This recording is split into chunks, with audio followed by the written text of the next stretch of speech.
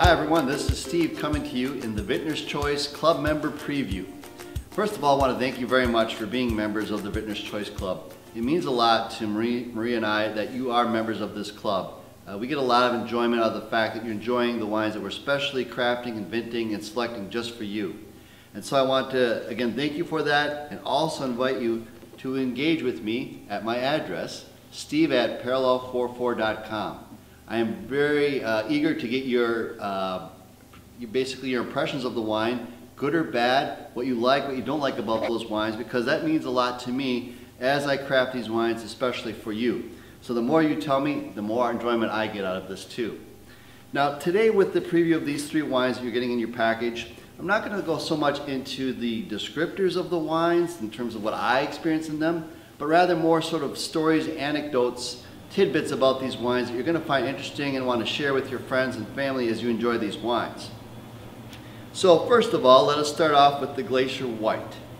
Now this is named Glacier White because of the soils of the vineyard in which these are grown. We have glacial till soils. That is basically the soil that was remaining after the glaciers receded 12,000 years ago.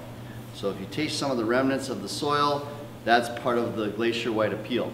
But what I find most interesting about this wine is the grape that is used in it. It is named Louis Swenson. And so you might think, what kind of a name of grape is that? Well, it's really due to the fact that we have a grandfather in this wine industry here in the upper Midwest.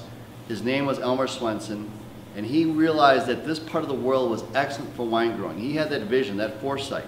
And so he was able to cross the pollen of the wild grapes that have been up here for thousands of years and cross that pollen with the world-class wine varietals.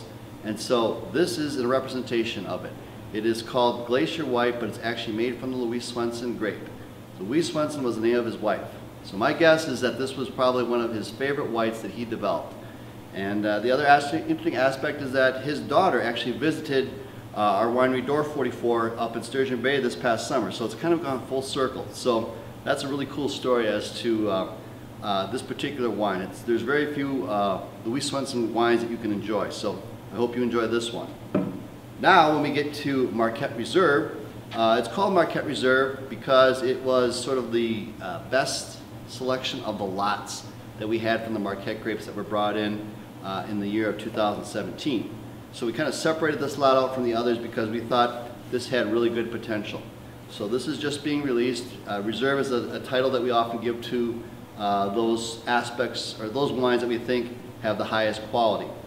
Now with this wine, I would often tell you, okay, it has notes of this, tastes like this, but with this particular wine, I asked our staff to just give us a brief anecdotal statement of what the first thing that came to their mind was when they tasted this wine.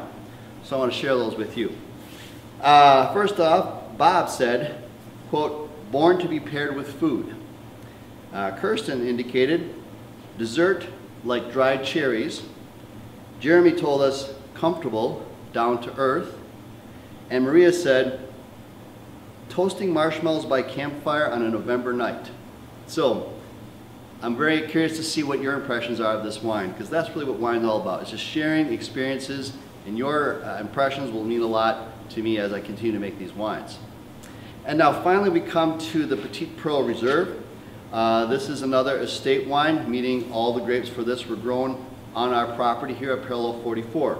And it's some of the best Petite Pearl Reserve of the 2016 season, actually. That's going to be in your package.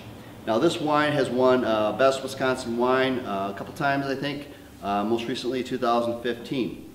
And this is a very interesting wine in the sense that how it came to pass to be in our vineyard. I was at a conference and there was an older man in the corner who was at a nondescript card table and in a plain bottle with no label on it pouring samples. I tasted it and I said, sir, what is this wine? He said, well, it's a brand new grape varietal. It's not being commercially released yet. What do you think of it? I just loved it. So I bought every single vine that he had that spring.